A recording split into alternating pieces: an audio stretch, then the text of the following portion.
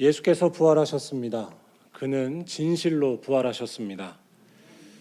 예수 부활의 기쁨과 은혜가 우리 모두에게 가득하기를 주님의 이름으로 축원합니다. 세상에서 제일 단단하고 또 값비싼 물질을 꼽으라면 다이아몬드를 말할 수 있습니다. 그런데 다이아몬드는 석탄하고 기본적으로 구성하는 물질이 같습니다. 둘 다 탄소로 이루어진 탄소 덩어리입니다. 그런데 다이아몬드와 석탄에는 결정적인 차이가 있습니다. 바로 다이아몬드는 뜨거운 열과 높은 압력을 견뎌낸 뒤에 만들어지고 석탄은 그렇지 않다는 것입니다. 다이아몬드는 그냥 만들어지지 않습니다. 다이아몬드는 1500도의 뜨거운 온도를 견뎌야 합니다. 1500도는 모든 쇳덩어리를 녹일 수 있는 용광로의 온도입니다. 또 다이아몬드는 약 5만 기압이라는 어마어마한 압력을 견뎌야 합니다. 5만 기압은 여러분들의 손톱 위에 50톤 무게의 돌을 올려놓는 것과 비슷합니다. 그런데 이 엄청난 온도와 기압을 견뎌낼 때 가장 아름답고 영롱한 다이아몬드가 나온다는 것입니다. 똑같은 탄소 덩어리인데 모든 것을 녹여버리고 짓누르는 그 어려움을 견디면 빛이 나는 다이아몬드가 되지만 그걸 견디지 못하면 그냥 잠깐 타고 없어질 석탄이 될 뿐인 것입니다. 다이아몬드에 대한 이러한 사실은 예수를 믿고 따르는 제자들, 특별히 부활의 증인이 되는 것과 비슷합니다. 예수를 따라가는 일, 그분에 대한 믿음을 지키는 일은 뜨거운 온도와 어마어마한 압력을 견디는 것과 비슷한 일입니다. 편안한 길을 포기해야 하고 세상의 영광이나 명예를 멀리하며 오직 예수만을 섬겨야 하기 때문입니다. 예수만을 섬기다가 자기가 다 없어지는 비참하고 험한 길로 가야 합니다. 그런데 이러한 일을 피하지 않고 감당하면 놀랍게도 부활의 목격자가 됩니다. 왜냐하면 부활의 첫 번째 증인들은 어떠한 어려움이 와도 예수를 끝까지 사랑하고 따라간 몇몇의 여인들이었기 때문입니다. 오늘 말씀이 바로 그 사실을 전하는 본문입니다. 끝까지 예수를 섬기기 위해 비록 힘들고 아프고 어려워도 예수의 무덤까지 쫓아온 연약한 여인들이 바로 부활의 첫 번째 증인이 되었다는 것입니다. 하지만 그렇지 않았던 사람들, 자신의 안위와 평안만을 찾다가 도망쳐버린 제자들은 아무리 예수의 기적을 많이 봤어도 아무리 예수와 평소에 가까이 했어도 부활의 증인은 결코 될 수가 없었습니다. 그들은 나중에 부활의 소식을 전해 듣고도 믿지 않는 모습까지 보입니다.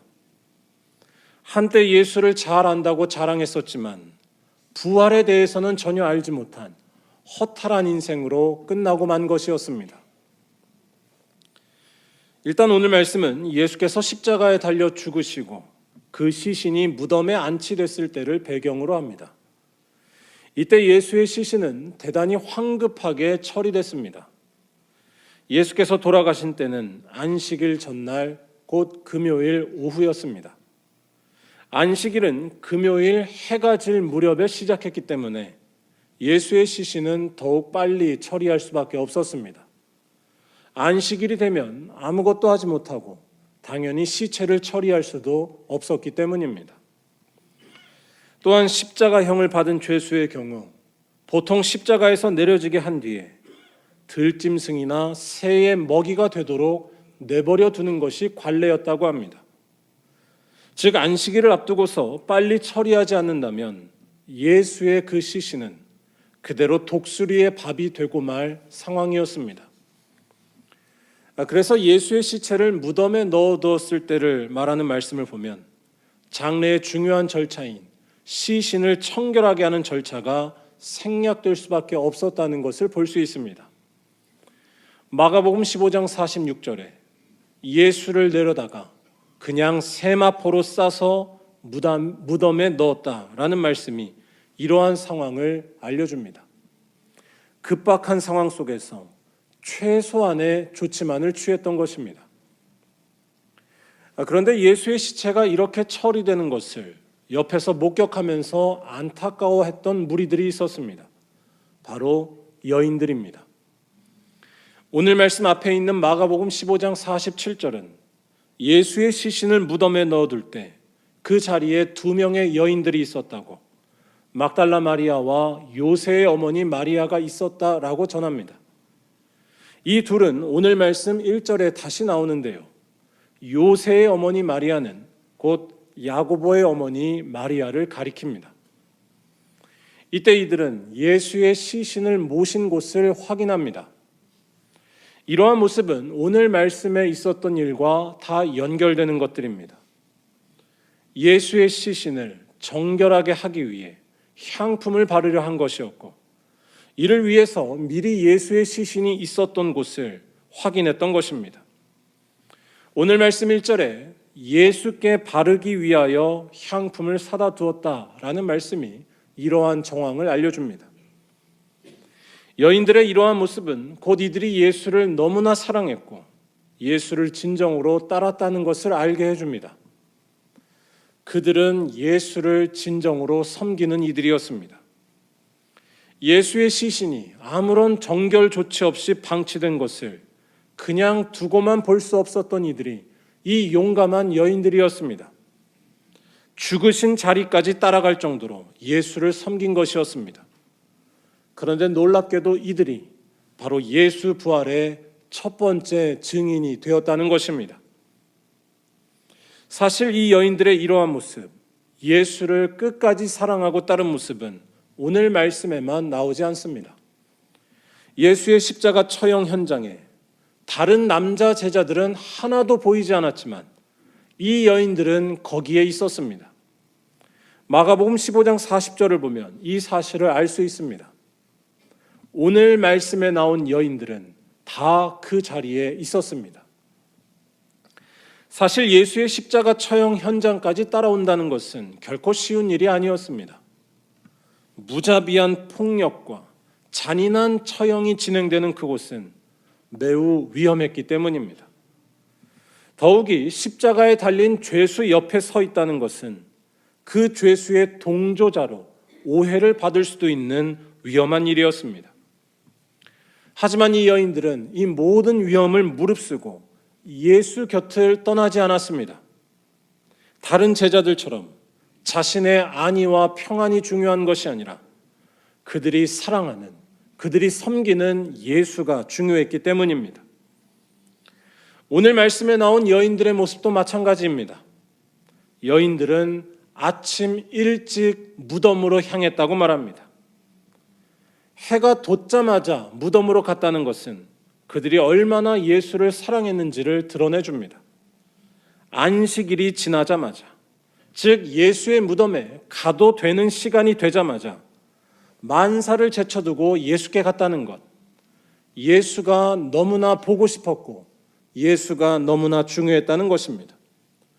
편안히 있을 수 있는 아침이 그들에게는 조금도 중요하지 않았습니다. 그런데 사실 이렇게 달려갔을지라도 여전히 문제는 남아 있었습니다. 예수께서 묻히신 그 무덤은 큰 돌로 입구를 막고 있었기 때문입니다. 여인들의 힘으로는 도저히 옮길 수가 없는 돌이었습니다. 여인들도 이 사실을 잘 알고 있었습니다. 그들은 3절에서 걱정스럽게 서로 이야기합니다. 누가 우리를 위하여 무덤 문에서 돌을 굴려주리요. 바꿔 말하자면 빤히 어려움이 예상이 되는데도 그들은 무덤으로 갔던 것이었습니다. 가서 어떻게 될지는 모르지만 예수의 시신을 깨끗하게 하고 싶은 마음이 앞서 있던 것, 즉 예수를 너무나 사랑했던 것입니다. 그런데 이렇게 예수의 무덤을 찾아간 그들은 놀라운 일을 목격합니다. 그 큰 돌이 이미 굴려져 있었고 그 안에 예수께서 누우셨던 곳은 비어있는 것을 본 것이었습니다. 곧 예수의 부활을 목격한 최초의 증인이 된 것이었습니다. 걱정과 근심이 많을지라도 예수에 대한 사랑을 먼저 하며 예수에 대한 섬김을 버리지 않았던 이들이 부활의 최초의 증인이 되었다는 것입니다. 이 사실을 말하는 5절과 6절 말씀을 우리 한번 다 같이 읽어보겠습니다. 무덤에 들어가서 흰 옷을 입은 한 청년이 우편에 앉은 것을 보고 놀라매 청년이 이르되 놀라지 말라. 너희가 십자가에 못 박히신 나사렛 예수를 찾는구나. 그가 살아나셨고 여기 계시지 아니하니라. 보라, 그를 두었던 곳이니라. 아멘. 흰 옷을 입은 한 청년, 천사로도 볼 수 있는 한 청년은 여인들에게 예수께서 부활하신 소식을 전합니다. 이 청년은 예수의 부활을 정확하게 설명합니다. 십자가에 못 박히신 나사렛 예수라고 정확하게 말을 한 다음에 예수의 그 시신을 두었던 곳을 가리키면서 그가 더 이상 여기에 계시지 않다고 말하는 것이었습니다. 죽으셔서 여기에 누우셨던 그 예수께서 부활하셨다는 것을 정확하게 전하는 것이었습니다. 그런데 여기에서 중요한 것은 이 예수의 부활을 처음으로 전해 듣고 알게 된 이들은 예수의 무덤까지 따라온 연약한 여인들이었다는 것입니다. 우리 인생의 모든 절망과 아픔을 날려버리는 부활의 소식은 끝까지 예수를 사랑하고 섬기는 자들에게 전해진다는 말씀입니다. 그러한 점에서 우리가 잊지 말아야 할 것이 있습니다. 이러한 여인들과는 정반대였던 남자 제자들의 모습입니다. 예수의 제자라는 이름을 달고서 온갖 기적을 보고 온갖 특전을 다 누리던 이들은 정작 예수께서 돌아가실 때 하나도 그 자리에 보이지 않았습니다. 그들은 예수께서 묻히신 후에도 찾아오지 않았습니다. 그들에게 중요한 것은 예수 곁에서 위험과 어려움을 같이 당하는 것이 아니라 자신의 안위와 평안과 지금 가지고 있는 것을 지키는 것뿐이었습니다. 이러한 그들은 결국 예수 부활의 첫 번째 증인이 되지 못했을 뿐만 아니라 심지어는 나중에 예수 부활을 전해 듣고도 믿지 않기까지 합니다. 마가복음 16장 11절과 13절 말씀이 이들의 이러한 모습을 똑똑히 알려줍니다. 예수 곁에 있었지만 예수를 전혀 모르는 제자의 자격이 없던 이들이었습니다. 사랑하는 여러분, 똑같은 탄소 덩어리라도 고온과 고압을 견디는 것에 따라 다이아몬드로 변하기도 하고 그냥 석탄으로 남기도 하듯이 예수를 따를 때의 위험과 아픔을 두려워하지 않는 사람들이 되셔서 잠깐 있다 없어질 석탄 같은 인생이 되지 마시고 영원토록 빛나는 다이아몬드 같은 사람들, 예수 부활의 증인들이 되시기를 간절히 바랍니다. 부활을 알고 싶으시면 험한 곳을 피하지 마시기 바랍니다. 나를 버리고 남을 섬기는 자리, 굶고 있는 사람들을 먹이기 위하여 나의 소중한 것을 나누는 부담스러운 자리, 주님만을 바라보면서 인내하는 그 십자가의 자리를 피하지 마시기 바랍니다.